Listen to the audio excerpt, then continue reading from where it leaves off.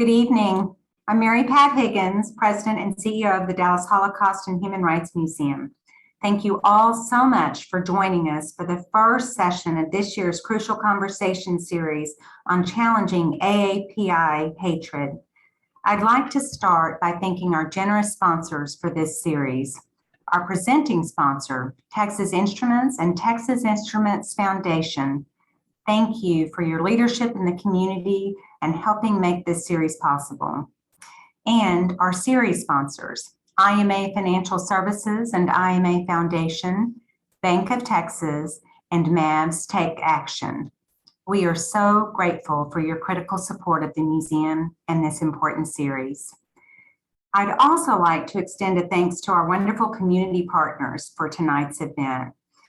AJC Dallas, Dallas Dinner Table, Dallas Truth, Racial Healing and Transformation, Jewish Federation of Greater Dallas's Jewish Community Relations Council, League of Women's Voters of Dallas, Legacy Senior Communities, Mosaic Family Services, Refugee Services of Texas, Southwest Jewish Congress, and Temple Shalom.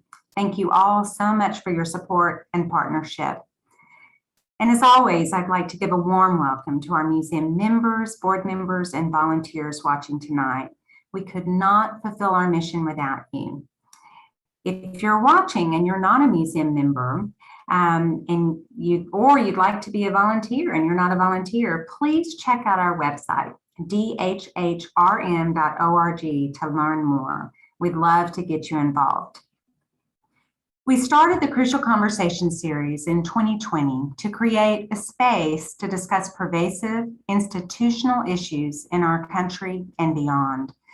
This year, we aim to foster an increased understanding of the origins and history of discrimination against Asian American and Pacific Islanders in the U.S., to discuss the recent increase in anti-AAPI violence and rhetoric, and to identify concrete steps that can be taken to confront and disrupt AAPI hatred.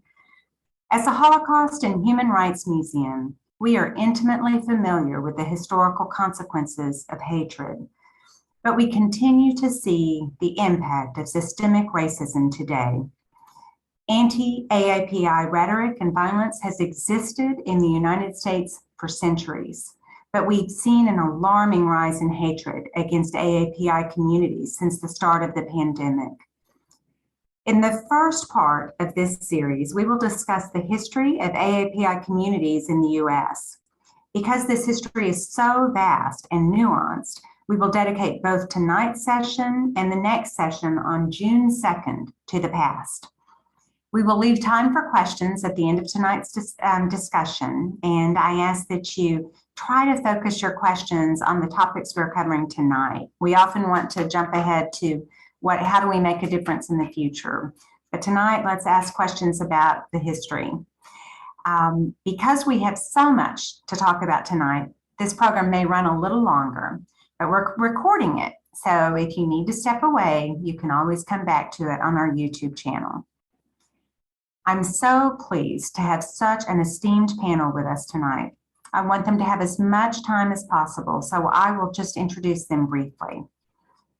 Catherine Sinisa Choi is a professor of ethnic studies at the University of California, Berkeley, and the author of the forthcoming book, Asian American Histories of the United States, which will be published this August. She is also the author of Empire of Care, Nursing and Migration in Filipino American History and Global Families, a History of Asian International Adoption in America. Madeline Y. Hsu is Professor of History at the University of Texas at Austin, go Horns, and former Director of the Center for Asian American Studies. She was President of the Immigration and Ethnic History Society and is presently Representative at Large for the International Society for the Study of Chinese Overseas. She is the author of Dreaming of Gold, Dreaming of Home, Transnationalism and Migration Between the United States and South China, 1882 to 1943. The Good Immigrants, How the Yellow Peril Became the Model Minority, and Asian American history, a very short introduction. Tonight's discussion was going to be moderated by Sylvia Kamatsu, Chief Content and Diversity Officer for KERA and KXT, but unfortunately, she's unable to be with us tonight. We will look forward to having her as our moderator for the second and third sessions of this series. I'd like to extend special thanks to Elizabeth Myong, KERA's digital producer, for stepping in as a moderator tonight. And Elizabeth, I said your name wrong. It's Myong. Please forgive me. She came to KERA from New York, where she worked as CNBC fellow covering breaking news and politics. Before that, she freelanced as features reporter for the Houston Chronicle and a modern arts reporter for Houstonia magazine. The Texas Association of Broadcasters recently awarded Elizabeth with a 2022 Texas Broadcast News Award, recognizing her outstanding local broadcast journalism in the category of commentary and editorial for her story, Korean New Year, How COVID Changes Brought Unexpected Insights into My Family Traditions. And now I'd like to turn the discussion over to our panel. Thank you, ladies, for being with us this evening. Thank you so much for that warm introduction, Mary Pat. I'm really excited to get into this conversation and to just kick it off before we dive into some of this earlier history. I'd like to talk about some of the terms that we're going to use to describe these communities and that will be highlighted throughout the series. So we have Asian Americans, Pacific Islanders, and the combined AAPI. So I'm wondering, when and how did these terms kind of enter the American lexicon, and who are these terms meant to cover? So I'll just go ahead. So the term Asian American, we generally actually date to 1968, and a scholar named Yuji Ishioka is usually credited with coming up with Asian American. And so Asian American Pacific Islander is very much an aggregated term. It's what is tracked in the census. It is used for sort of head counts, numbers, and from that perspective, it's important, but it also glosses over the fact that, you know, we're talking about peoples from a vast part of the world. You know, I think it's well over 50 different ethnicities, something like over 100 different language groups are brought together under this umbrella. And for those of us who study Asian Americans and who are advocates on behalf of Asian Americans, we also usually like to stress that it's really important to understand that people have different trajectories, different histories, different experiences, sort of a different set of experiences that they bring to the United States. And so we actually really encourage having disaggregated data to try to pay attention to the ways in which different groups actually have different experiences and also can be racialized in very different ways. So I'll stop there. Well, thanks, Madeline, for that expansive introduction to the term.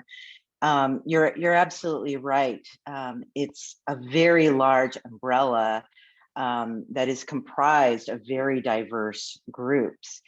And to take the term Asian American, there are approximately 23 million Asian Americans in the United States, coming from over 20 groups from East Asia, Southeast Asia, and the Indian subcontinent. It is often grouped together with Pacific Islanders, but it's also important to understand these groups on their own terms. Pacific Islanders refers to the original peoples of Polynesia, Melanesia, Micronesia, and they have concerns such as indigeneity, sovereignty, language revitalization, often in the context of US militarism and colonization. And so even though there is intersection and overlap among these many different groups, there are also important differences.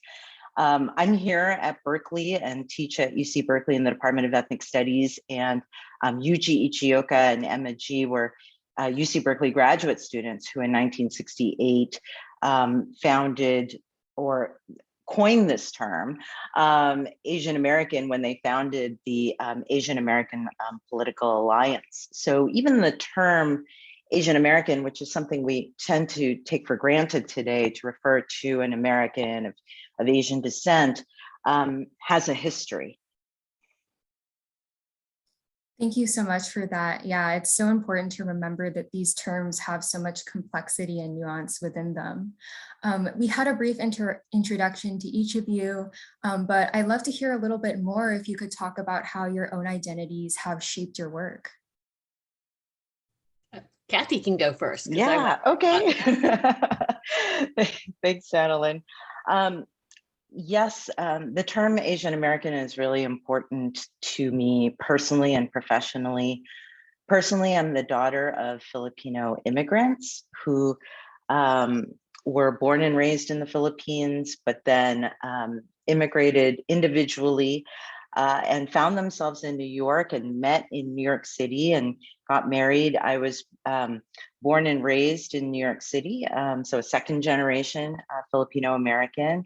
I'm married. My husband, Greg Choi, is a third generation Korean American on his father's side and a third generation Korean American on his mother's side. And we have 2 children who are now fourth generation Korean and Chinese American and third generation Filipino American. And professionally, I've been researching and teaching Asian American studies and Asian American history for over 20 years. And so it's been my livelihood and has given me a lot of meaning in my life and continues to resonate with me as a path of research, teaching, and service. Thank you, Kathy. It's always so great to hear people talk about their lives and their stories and how they intersect with, this project of claiming America. So both of my parents are immigrants, but they come from very different immigrant trajectories. So on my mother's side, technically, you could say that even though I'm the first generation born in the United States, you could say my mother's family is into its fourth generation with me. My great-grandfather on that side came to the United States in 1920 and established a grocery store in a small town in Arkansas. But it's also a sort of a characteristic of he came under the period of Chinese exclusion, which we'll be talking about today. And one of the characteristics of that is that not that many women were able to come, right? And so we have 4 generations of my mother's side of the family being here in the United States, and yet I'm the first generation to be born in the United States. And so this is Cantonese migration from southern China, Guangdong province. My father's family history is that he came as a graduate student from Taiwan in the early 1960s. And so that side of the family were in China, and then they went to Taiwan in 1947, 1949. So when I'm teaching, a lot of times my students will want to know how I self-categorize.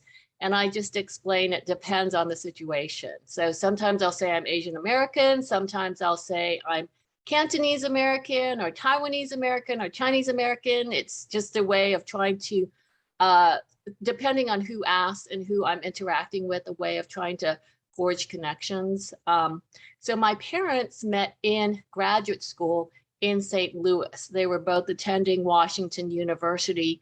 And at that time in the US South, I think this is also a value held by many Chinese Americans, you married fellow Chinese, right? So even though really in practice, I think they had a lot of different kind of views and values and ideas about what they were doing, that was how they met and got married. And so for my 2 main monographs, Dreaming of Gold and then The Good Immigrants, a lot of times I say, the first book is about my mother's family history, and the second book is about my father's family history.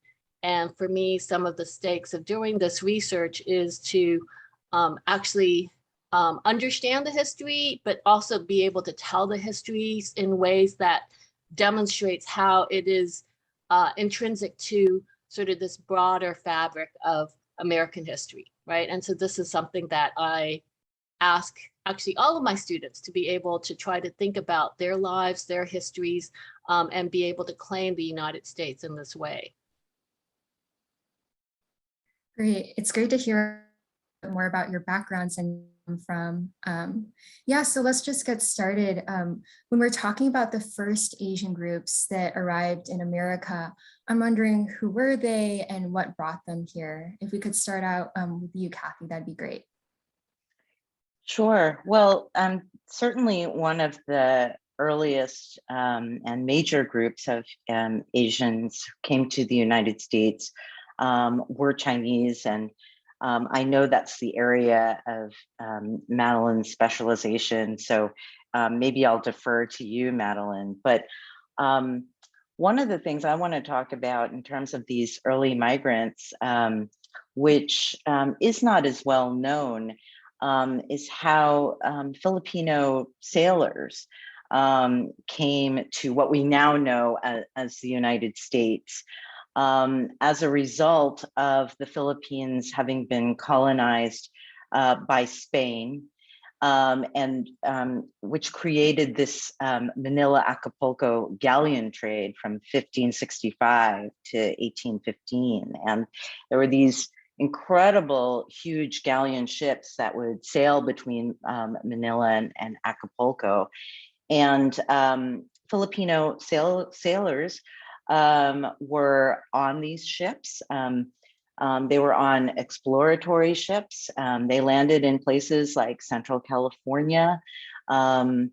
There are some stories about Filipinos coming from Mexico to explore and settle in Los Angeles.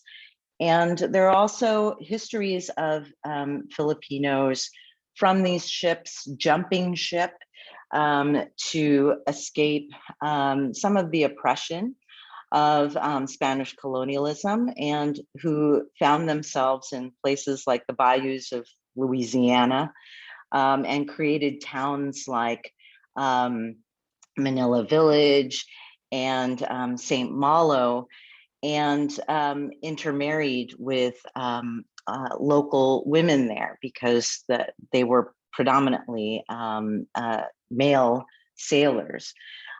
So when we talk about earlier Asian American history, the major groups are Chinese, Japanese, Filipino, South Asian, and Korean predominantly. And it's just, the Asian American community is so much larger today. Do you want to go ahead, Madeline? Oh, yeah, sure. So to sort of pick up on where Kathy left off, which is sort of this old history, right? And I think it's really important because it underscores that, you know, there have been these Pacific crossings even before the United States became the United States, right? But Asian migration to what becomes the United States will become systematic because the United States expands and reaches the West Coast. You could say by 1848, the United States has basically conquered El Norte and taken it from Mexico.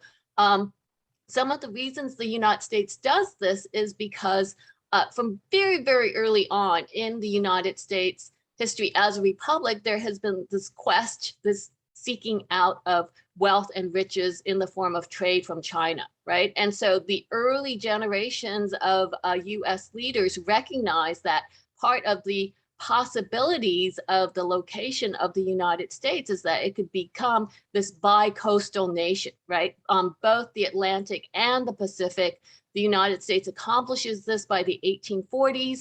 This coincides with the gold rush. So a lot of times people associate sort of this dramatic increase in Chinese migration with the gold rush. But we also have to recognize that this had a lot to do with US expansion, trade aspirations, and then also after the United States conquered, taken over all of this vast territory, it also very much wanted to economically develop all of the resources, right? And for this, you need workers, you need entrepreneurs, you need people with ambition and aspiration who can see the possibility. And so, so Chinese come first in search of gold, but then they recognize very quickly, I mean, California, well, Kathy is in California, right? California is the golden state. There was all this agriculture, there was all this fishing, there were all these businesses that could be developed.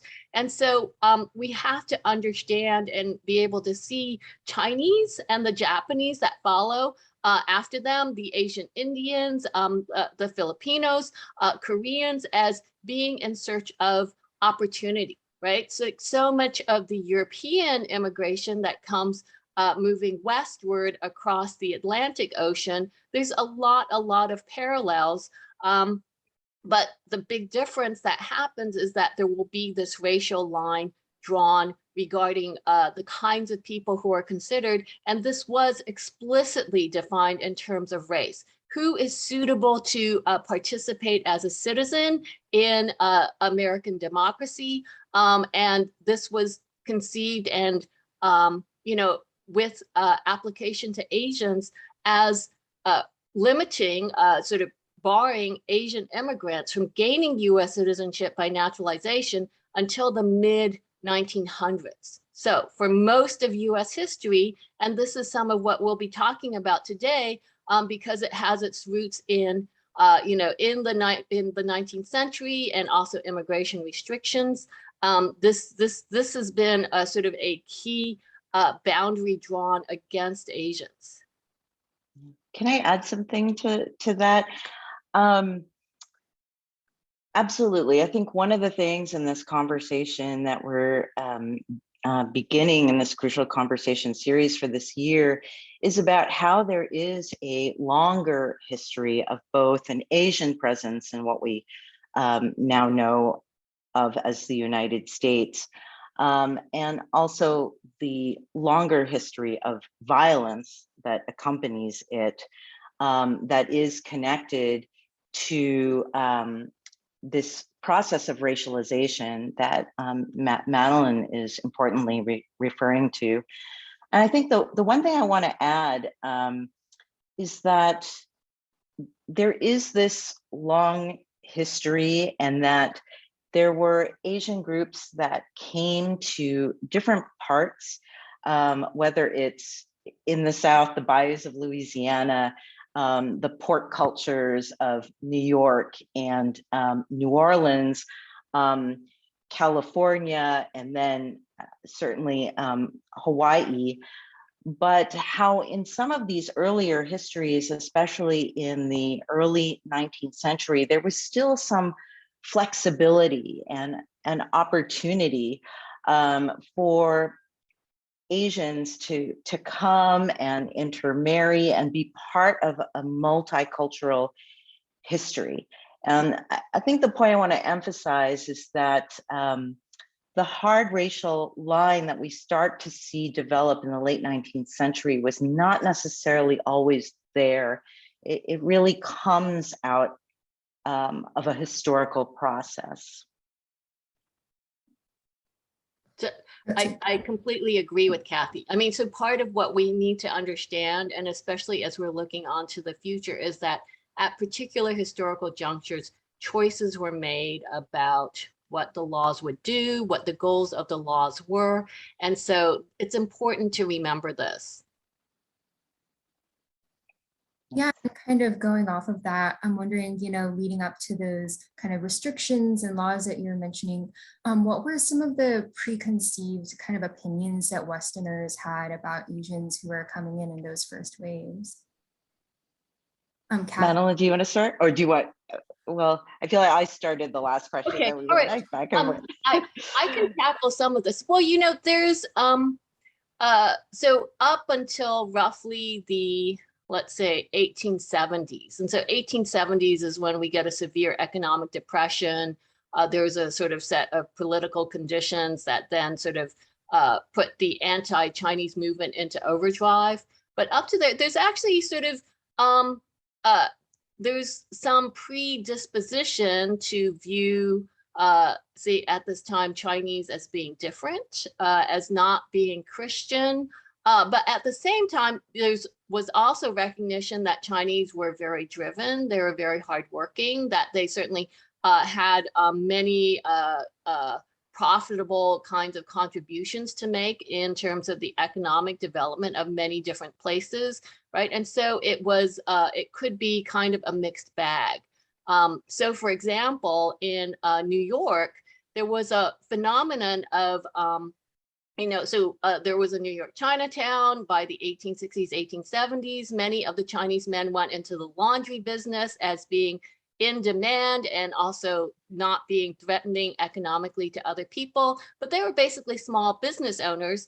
And in the context of those small businesses, they were interacting a lot with working class, poor Irish, right? And so many Irish women came as part of sibling groups. Many were single, many were trapped into domestic service. And so there was a whole phenomenon of intermarriage between Irish women and Chinese men, right? And so in New York City, kind of a first generation of Asian Americans, in fact, were mixed race. And this was this was such a widely known phenomenon that there were vaudeville songs and shows that featured skits and performances commenting on this. And so there was some, there was a lot of give and take here.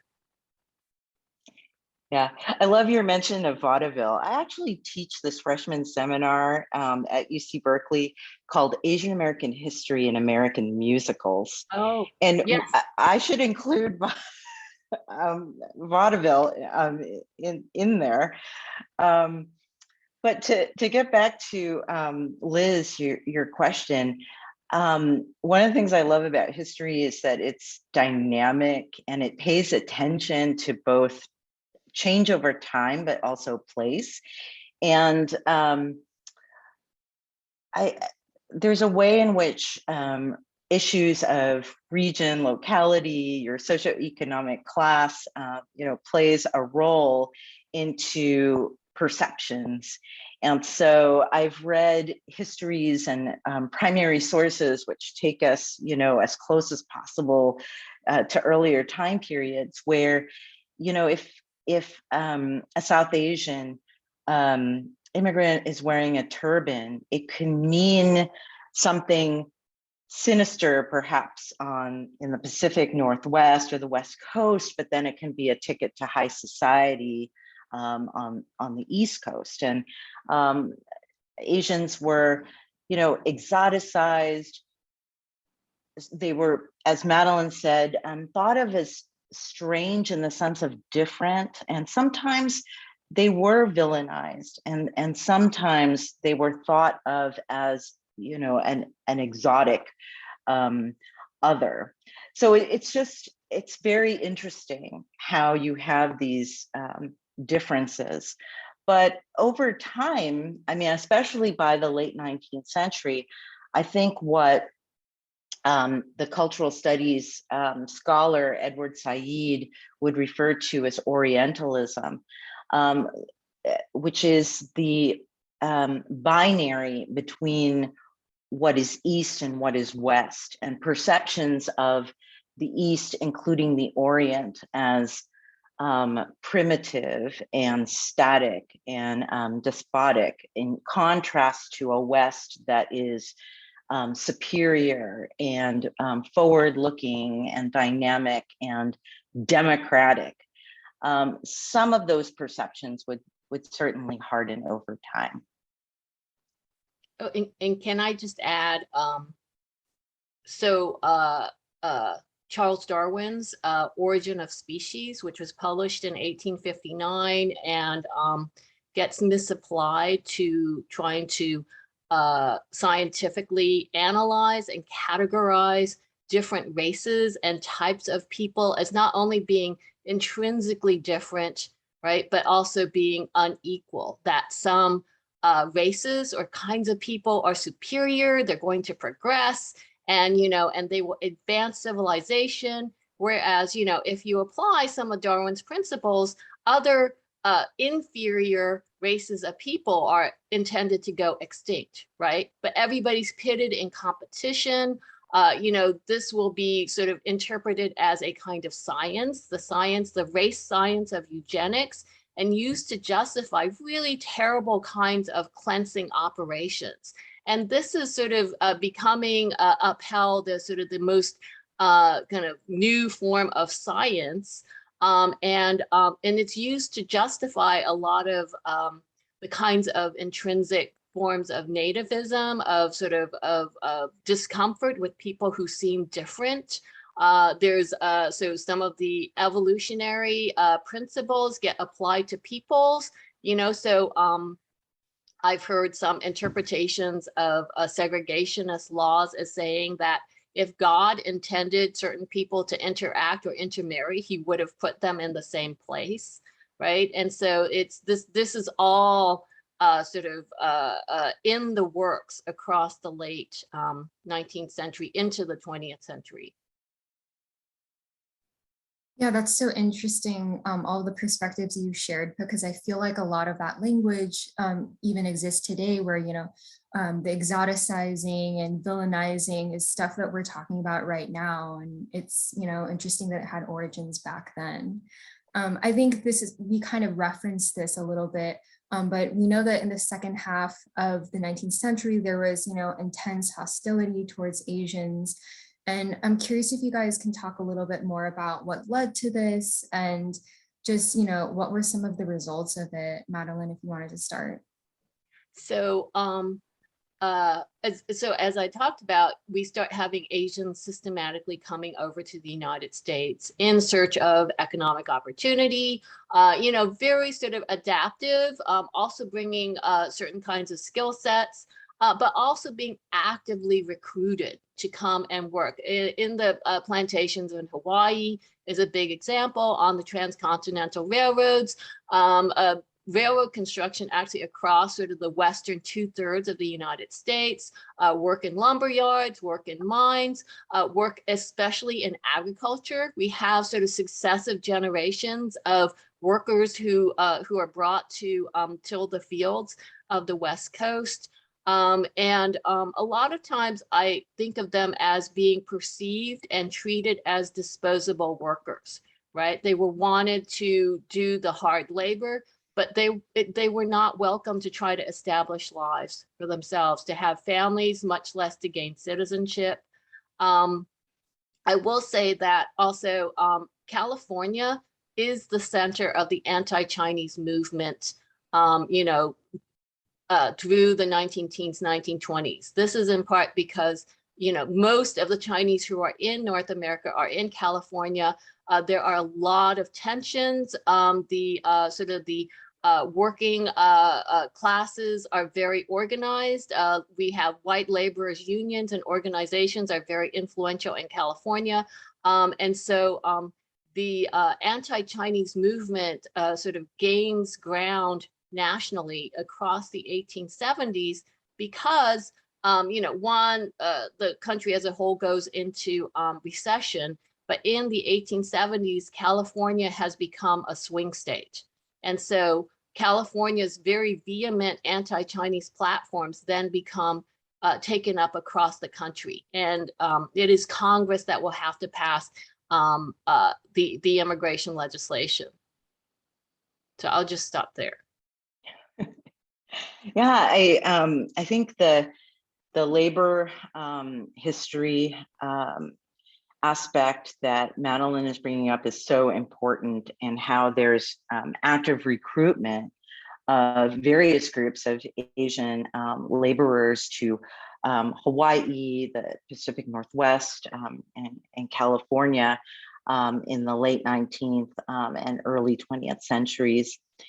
I think what I would like to add to just complement this conversation we're having about looking at the past, especially in relation to what has been happening in the past 2 years regarding COVID-19, is that not only were there labor tensions in terms of competition between various groups of laborers. But we also start to see by the late 19th century, the association, a historical and longstanding association of Asian bodies with disease and being racialized as disease carriers. And that's true of Chinese migrants, many of whom are laborers, being blamed for smallpox.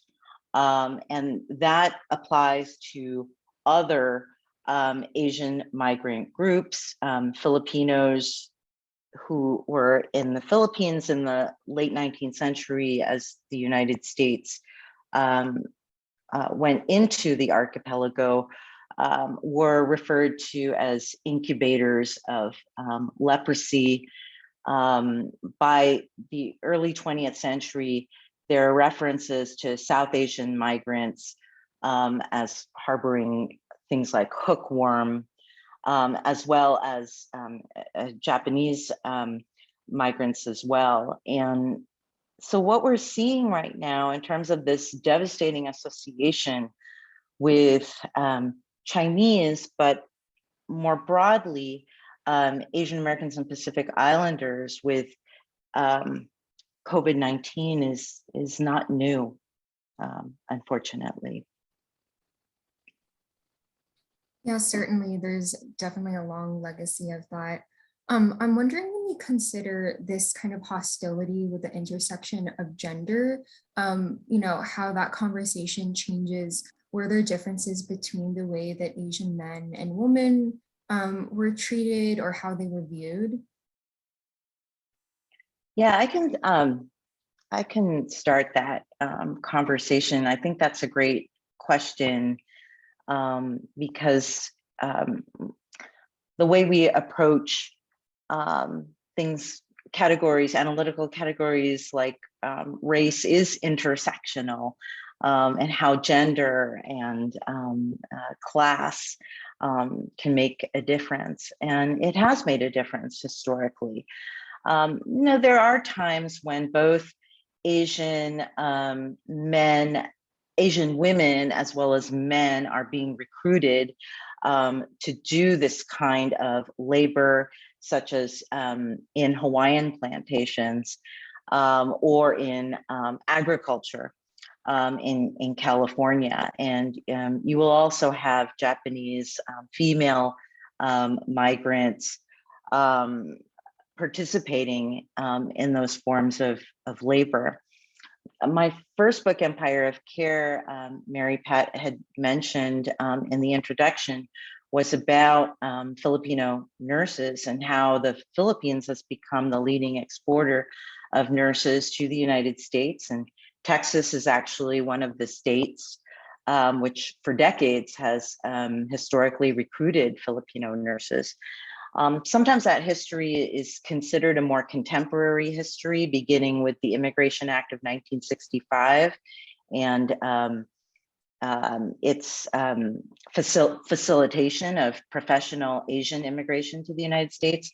But that too has a much longer history with US colonization in the Philippines and the United States bringing Americanized professional nursing curriculum to the Philippines and training specifically Filipino women to become nurses and actively discouraging Filipino men at that point to take up nursing. And this had to do with a 19th century American popular ideology of separate spheres, which is about gender, that men perform certain kinds of work and then women perform other kinds of work.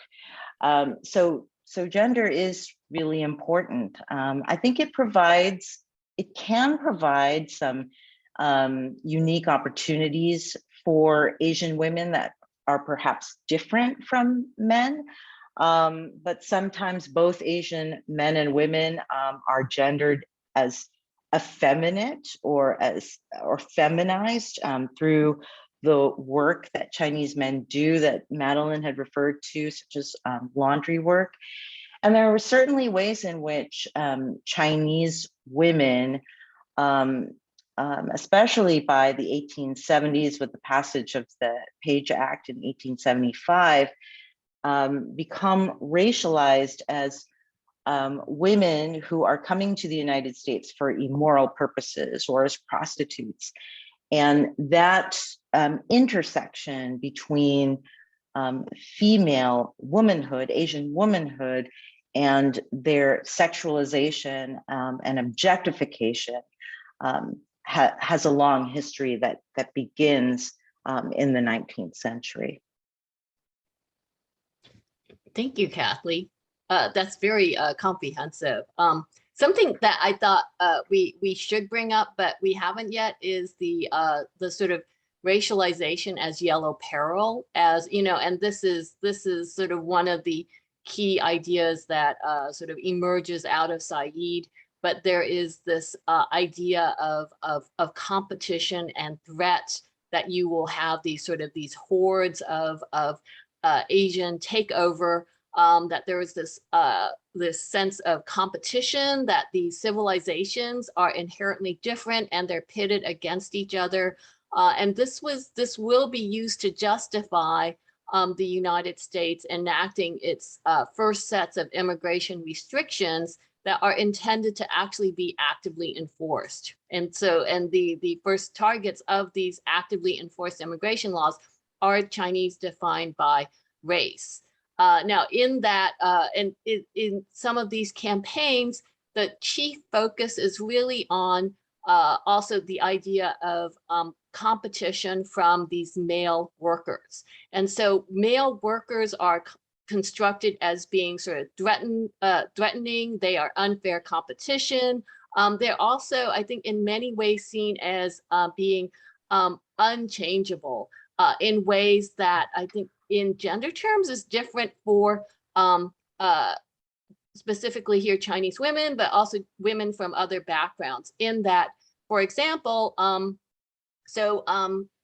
US missionaries are probably the major group of Euro-Americans who conduct outreach to, sort of don't think that the differences between Americans and Chinese or Japanese or Filipinos is so inherently impermeable, right? Because their object is to convert people to Christianity, to save them, right? And so there is a way in which you can understand that they see that actually there are there's commensurate kinds of possibilities. Now, missionaries particularly targeted women, right? Because they thought that women sort of were the cornerstone of the households, they were more convertible. But we see differences then in terms of how Chinese in the United States are treated. So whereas the male workers are seen as economic competition, there were entire projects of rescue on behalf of Chinese women, right? So missionaries would have undertake to rescue Chinese prostitutes. They would undertake to rescue young Chinese American women who were sort of put into undesirable arranged marriages. And so there's this whole undertone of that women are sort of more absorbable, can be brought into and participate in US society rather than being in inherent conflict. This also bleeds over into sort of the sexualization. This sort of ratchets up in the 20th century with all of the US military activity and military bases in different parts of Asia. But for example, in the 19th century, there were Chinese women who were put on display. So Afang Moi is a famous example. And, and so people would pay to go and see Afang Moi. And the point of fascination was in large part her bound feet, right? And so there was this very prurient kind of curiosity. People knew that the bound feet were supposed to make the women more sexually attractive.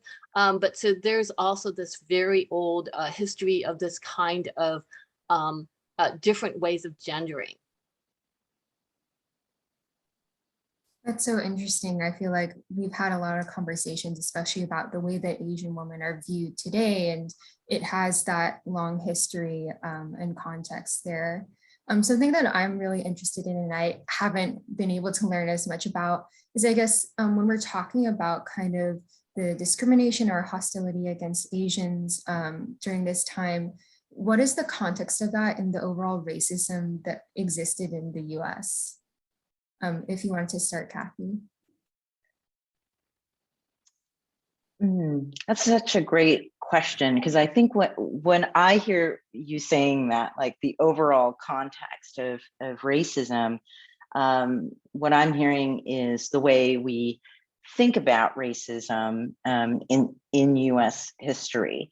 And I think one of the things that is so difficult and tragic is how racism against Asian Americans has not been well known or popularly known as a major part of US history, which is why it's so important that these conversations are taking place. And I find that when what has been happening, the surges in anti-Asian violence have been discussed. I mean, among many Asian Americans, and certainly Asian American historians like Madeline and myself, so much of this tragically was not surprising because there's this historical pattern. What is hard to grapple with, for me personally, is that so the general public doesn't seem to know that pattern or this history and thinks of it as something new.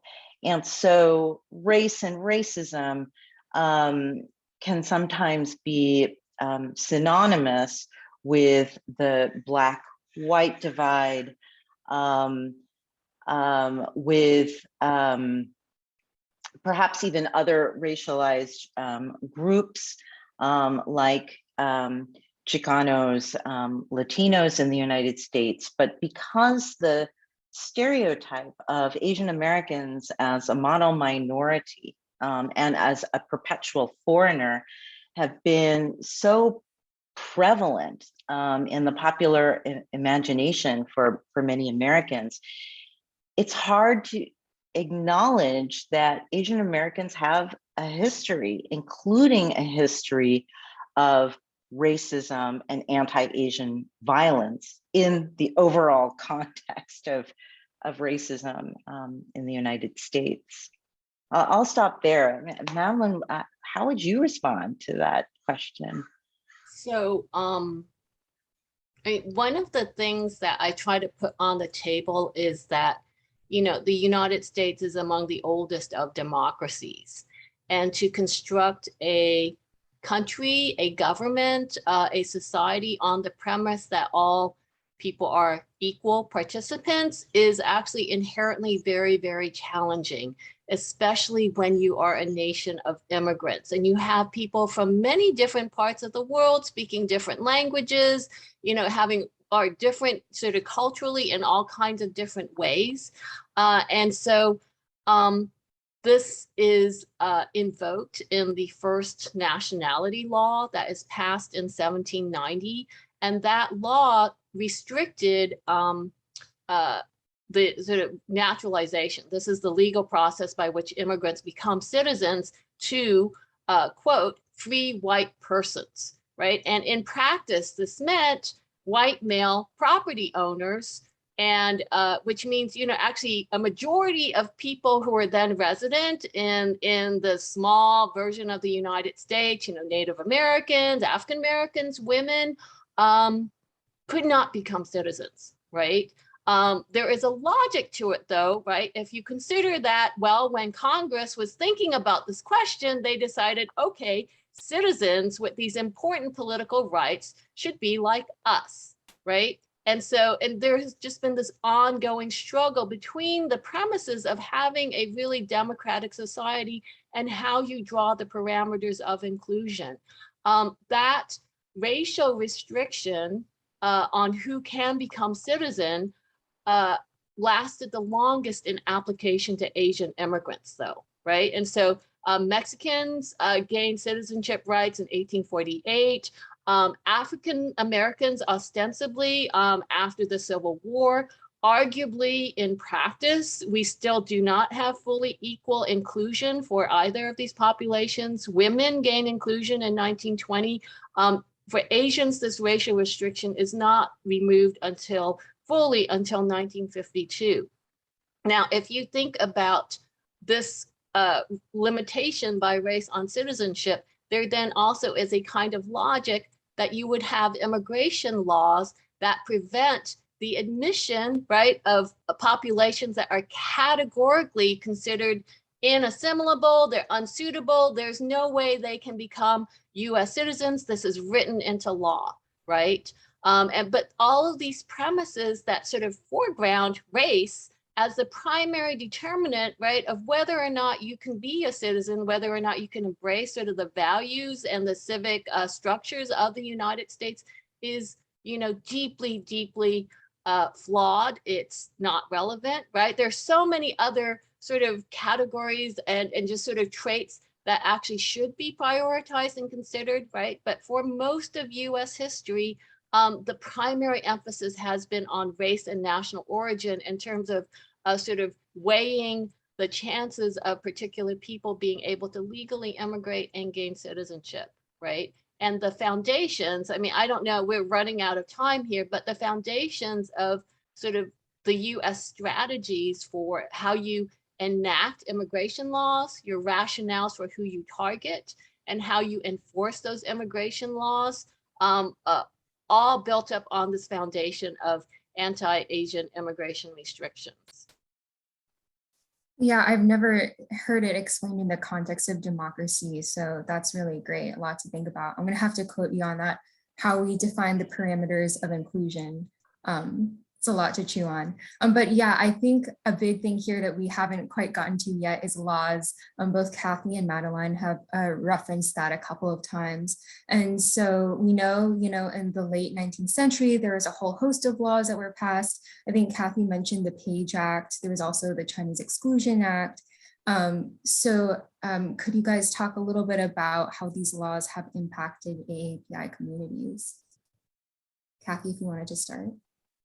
Sure. I think one of the ways they've impacted Asian American and Pacific Islander communities is by creating a form of second-class citizenship. And it has resulted in living in ethnic enclaves. So either legal or de facto segregation. These laws include anti-miscegenation laws beginning in the late 19th century, which banned interracial sex and marriage. This happened between Native Americans and whites, African American and whites, but also Asian Americans and whites, beginning in the late 19th century. And so you get this narrowing, I think, of American lives and livelihoods. And you have more communities being relegated to working in specific occupations, especially in agricultural work, because that was what was open to them. And it's kind of hard to think about that now or realize how different it seems by the second half of the 20th century and early 21st century. But there are parallels or themes that persist to the present day. So the immigration laws get passed and they target Chinese by race, right? And so they specify by race. Part of what's going on is also the US government is claiming the right to secure its borders by specifying, okay, we don't want certain kinds of people to cross our borders. We don't want certain kinds of people to enter into the United States. And this is actually not clearly worked out, right? The United States is asserting that it has sovereignty, it has control over these matters. And so as Chinese are being singled out for these laws, and, so there's the first Chinese Exclusion Act in 1882. By 1892, Congress knows it's hard to enforce the laws. You have to give sort of teeth, so they start requiring that Chinese have to carry around documents to prove they've legally entered. If Chinese don't, so Chinese are de facto considered to be illegal immigrants, right? By virtue of the Chinese exclusion laws being passed, Chinese, in fact, are the earliest illegal immigrants in US history. But so Chinese are racialized as illegal immigrants. If they don't have their certificate verifying legal entry, they are subject to detention and deportation. This is where that all starts out with regard to these racist laws for Chinese. And it's not as if Chinese did not try to fight this, right? They consulted lawyers, they understood how the US 3 branches of government worked. They tried to challenge these new restrictions against them in courts as unconstitutional violations of equal protections, right? They had talked to lawyers. Lawyers said, oh, these must be unconstitutional because only Chinese are being singled out in this way. And the Supreme Court hands down repeated rulings saying with regard to immigration regulation, the US government has sovereign and plenary power, right? This is virtually unconfined powers. It is actually okay to treat alien persons, foreign-born sort of people who are contesting for their rights of immigration. They have lesser rights, access to civil protections, lesser rights to due process.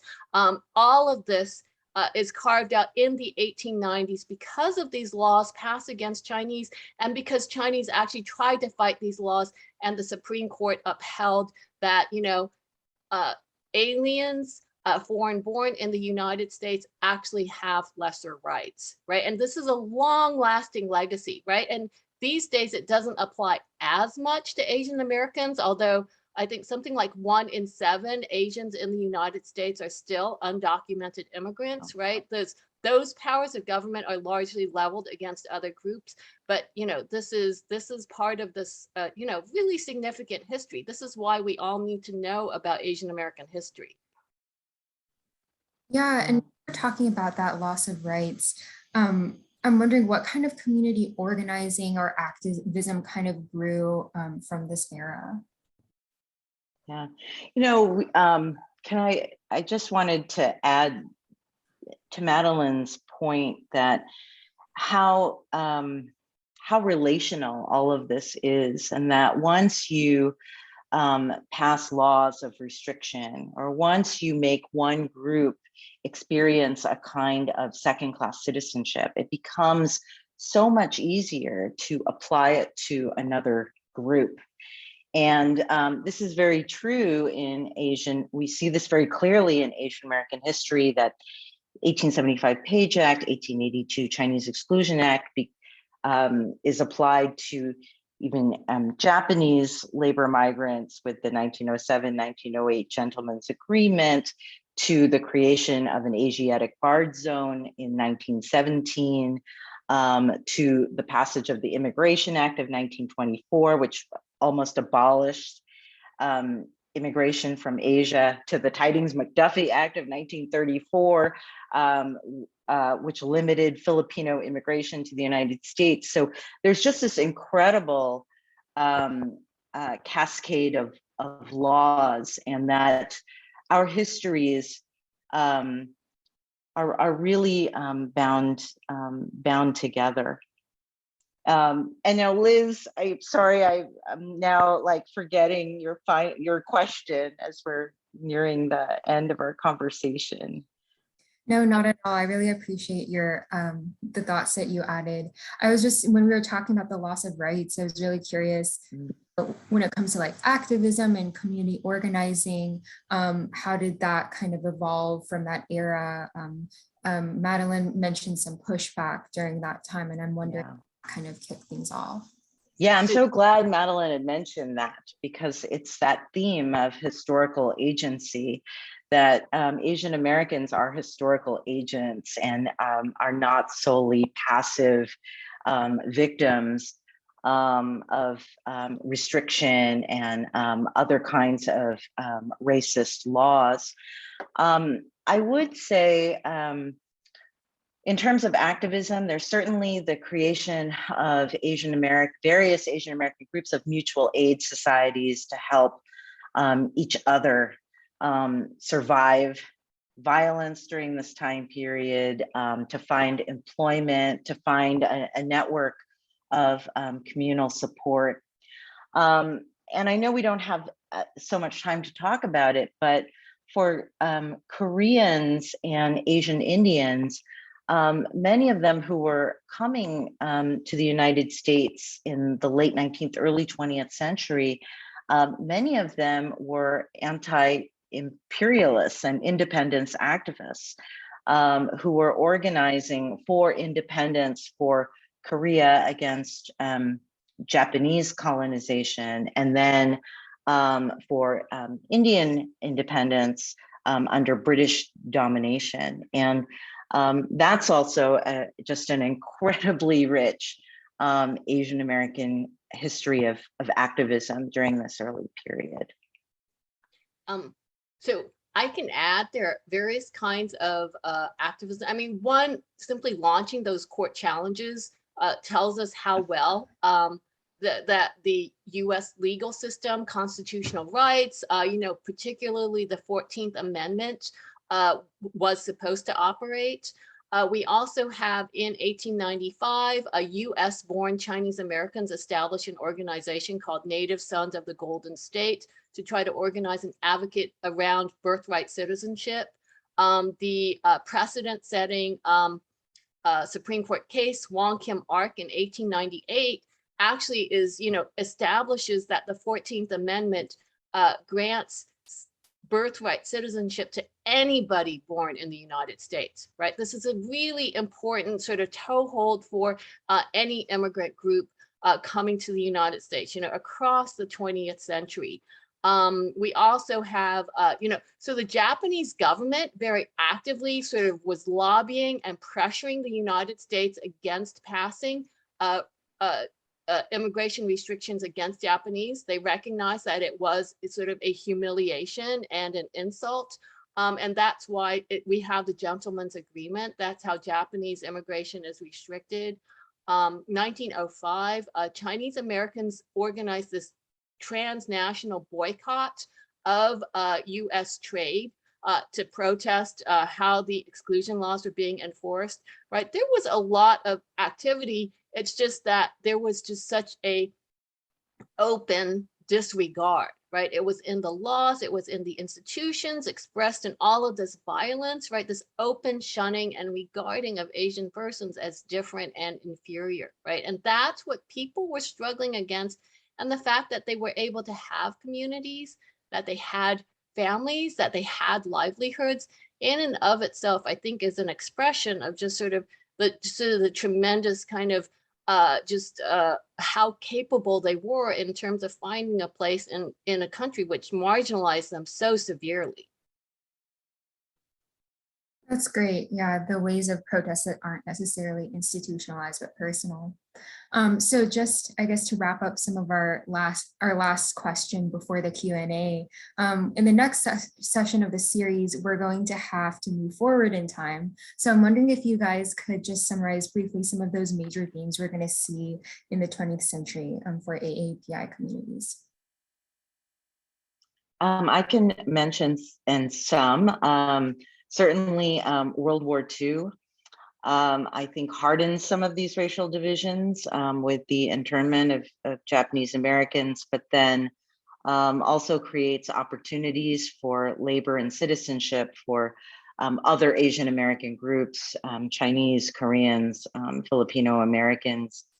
Certainly, the passage of the Immigration Act of 1965 is a major watershed in Asian American history. It facilitates the exponential increase in Asian immigration that we are still living with in the 21st century. But it also brought about, greater numbers, but also greater diversity in terms of socioeconomic class, and the rise of the immigration of Asian immigrant professionals, many of whom are in engineering, but also in healthcare delivery. And 1975, with the end of the Korean War and Southeast Asian refugee resettlement in various parts of the United States, are really going to change the landscape and complicate Asian America, even though certain themes, second-class citizenship, I think most notably with anti-Asian violence, persist. What would you add, Madeline? So, so this is building on one of the points that Kathy raises about US militarism in Asia. And we will have sort of a new form of immigration, which is in the form of war brides, right? And so we see kind of the highest rates of interracial marriage among Asian American populations exactly in those groups where the United States has had military bases. Right. And these military bases are associated. There are a lot of social problems associated with the military bases, the sort of the rest and recreation, the prostitution, the bars, just this whole climate of, sort of US wealth and power in these much poorer countries, which then produces the sort of hypersexualization, the sort of Asian women as kind of just sort of these products that people purchase, right? And just sort of and the proliferation of movies associated with things like the Vietnam War. All of this promotes, say what happened last year in Atlanta, right? That this really sort of extremely misguided and violent young man, clearly, I mean, to me, clearly racially targeted these women when he chose his targets in Atlanta. I think this is also an aspect of what Kathy was talking about with the civil rights movement, and then also with decolonization and independence of many countries in the world, applied pressures, and this results in the 1965 Immigration Act, applied pressures for the United States to stop being so overtly racist in its immigration restrictions, right? It couldn't so openly favor immigrants from Western and Northern Europe. It had to have a face of greater egalitarianism. Even so, one of the ways in which sort of racial projects and racial inequalities continue to be applied is through immigration status. And so we have the racialization of certain populations as undocumented immigrants, as illegal immigrants, and as persons in the United States, many of whom are rightfully employed. They are in families, they are sort of actively participating, they are actively employed here. Nonetheless, they remain vulnerable because of their legal status, right? And if you are picked up and you are deported, being deported means you can never come back. It is a lifetime banishment, right? It is a severe kind of penalty, right? And so I think these are some of the changes. And so alongside being able to understand Asian Americans being repositioned as a model minority, although that doesn't apply for many Asian Americans, we have to see, as Kathy was talking about, that this is a relational history, how Asian Americans are positioned alongside other also racialized groups. Great. So we actually have a question from the audience. So the question says, it seems some laws were written to pit the AAPI community against other minority communities. So how has that impacted AAPI history? Kathy, if you want to take it. Yeah. Well, I think the example of the stereotype of the model minority and how that came about is one of the ways in which AAPIs have been positioned against other racialized groups, and most notably African Americans. And so the model minority is, Asian American studies scholars have argued, is a myth, but it refers to this one-dimensional portrayal of Asian Americans as successful, being able to pull themselves up by their bootstraps, not needing government help, being apolitical, being especially talented in STEM fields. Unfortunately, this objectifies Asian Americans. It might seem like a quote unquote positive image, but it's flat. It doesn't speak to these dynamic, nuanced, multidimensional histories that Madeline and I have been sharing. And one of the most dangerous things about the myth of the model minority is historically it was also used to pit Asian Americans against African Americans, to say this is a model minority and this is not a model minority. And it's created tensions between our communities. It's overshadowed solidarities between our communities. It really hasn't been helpful, despite its seemingly positive veneer. So the model minority stereotype is really hard to, very hard to be a model minority stereotype, because what are you going to do to sort of combat the stereotype, right? Are you going to like do badly in school, right? So I have this conversation with my students, and it's very, very difficult for Asian Americans to navigate this. But at the same time, it performs this kind of sleight of hand because, you know, if Asian, you know, some Asian Americans have sort of higher than the national average in terms of educational attainment, sort of in white collar, technical and professional employment. But this is because the Asian American population is disproportionately foreign born.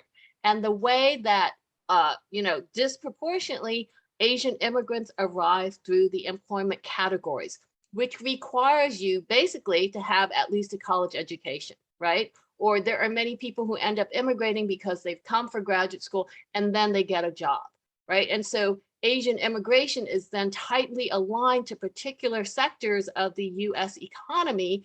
And you can see this is very visible in terms of, say, the Asian Indian population, which has arrived really chiefly after the 1965 Immigration Act, right? And so we have that skilled employment preference. And so it produces what is the appearance of racial minorities who are better in the aggregate educationally, in terms of employment, in terms of household income than the national average, but it at that same time obscures the reality of the very limited and unequal access to this kind of education and training within the United States, right? So if you are sort of born in the United States, you're trying to access these systems, you know, there has been sort of more and more divestment from US public education starting in the 1970s. That is what is happening in parallel to, right? So how immigration laws then position certain populations, racial populations, as undermining, right, then the kinds of social justice issues affirmative action programs were developed to try to address, right? And so it has severely sort of, the attacks on affirmative action have most often used Asian Americans as the sort of the wedge to try to dismantle those programs, when historically and statistically, the chief beneficiaries of these sort of admissions programs have in fact been Euro-Americans, right? So there's a bunch of kind of obfuscation and sort of just confusing of actual problems are in terms of access and outcomes. We also have another question. It says, you mentioned that some of the earliest Asians in the US were in New Orleans. Was there any major migration of Asians to the Greater South or Midwest, or was it primarily focused on the coast, East, West, and Gulf?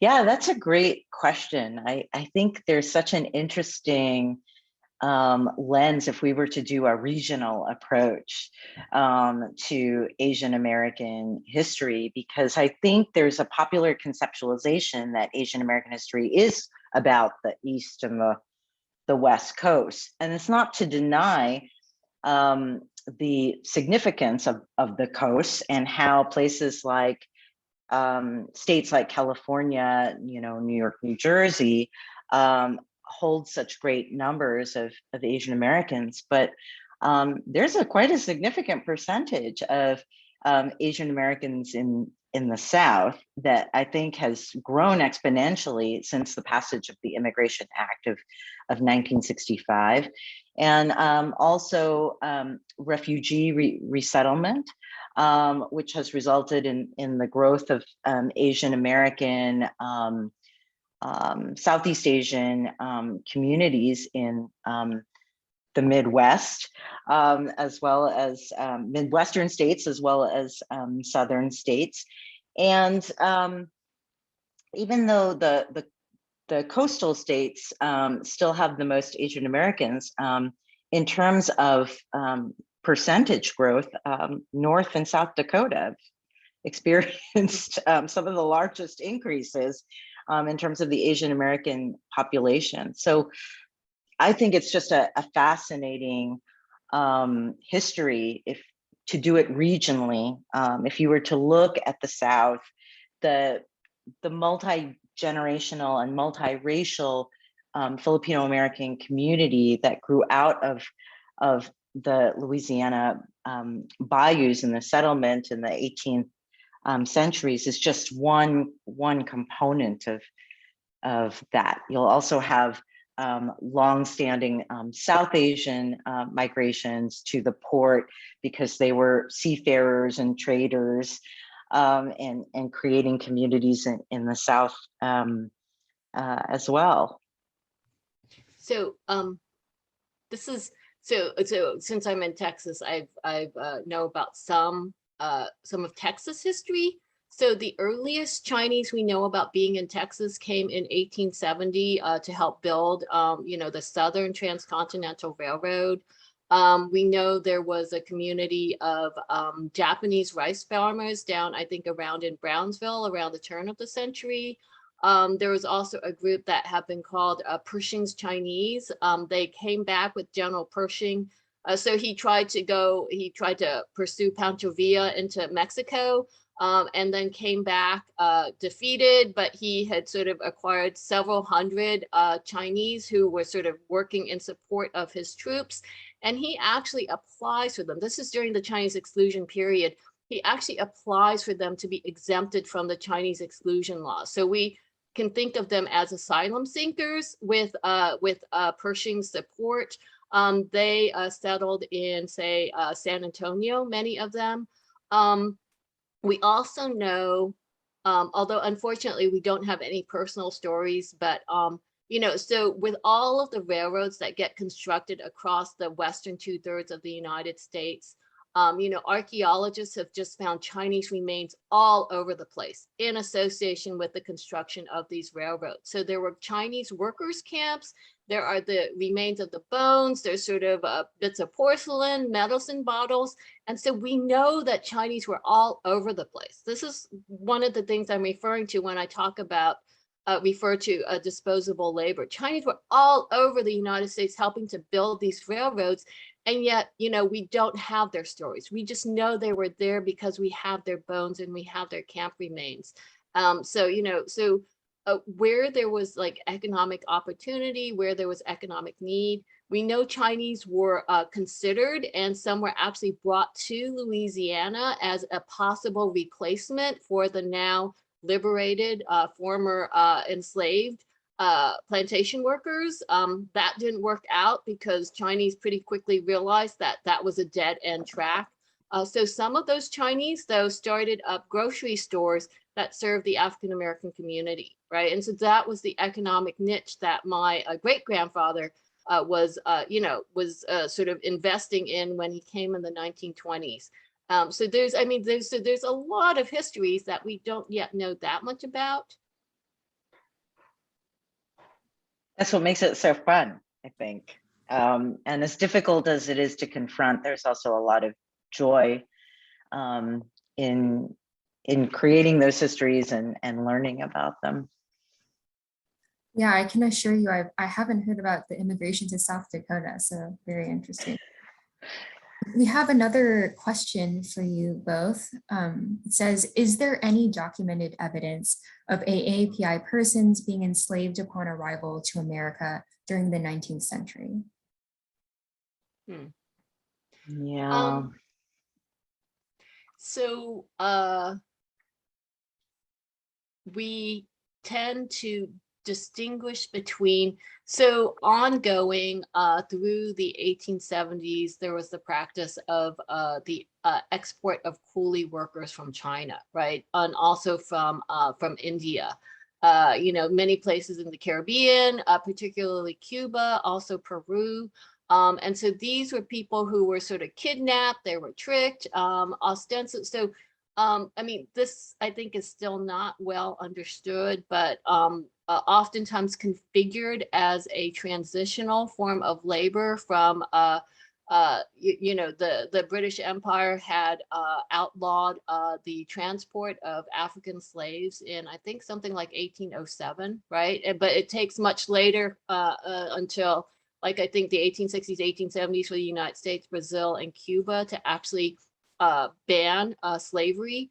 And so, but in the meanwhile, drawing on these sort of, technically, the coolie workers had contracts, but they were still racialized in ways similar to enslaved African workers.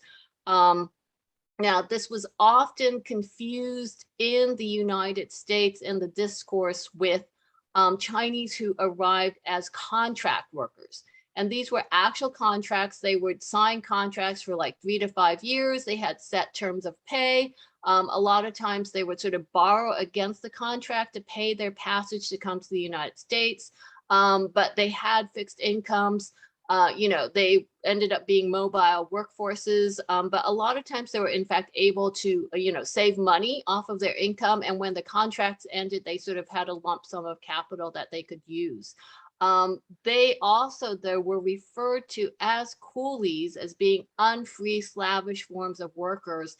And this featured very prominently in the anti-Chinese campaigns of the 1870s, right? And it was a way of saying, look, we just got rid of slavery in the South, and now here we are admitting a new form of slavery, right? And so this was used to represent Chinese as debased workers. Yeah, I really appreciate Madeline's detailed response. And it's a difficult question to answer because I think slavery has a particular history in the United States. And even though enslaved labor has been used to talk about earlier periods of Asian American history, I think the distinction is important, which Madeline is bringing up. I mean, certainly Asian American laborers, so many of them in the late 19th, early 20th century were a highly exploited labor force. And, Madeline has referred to their disposability, being commodified as a tool of labor.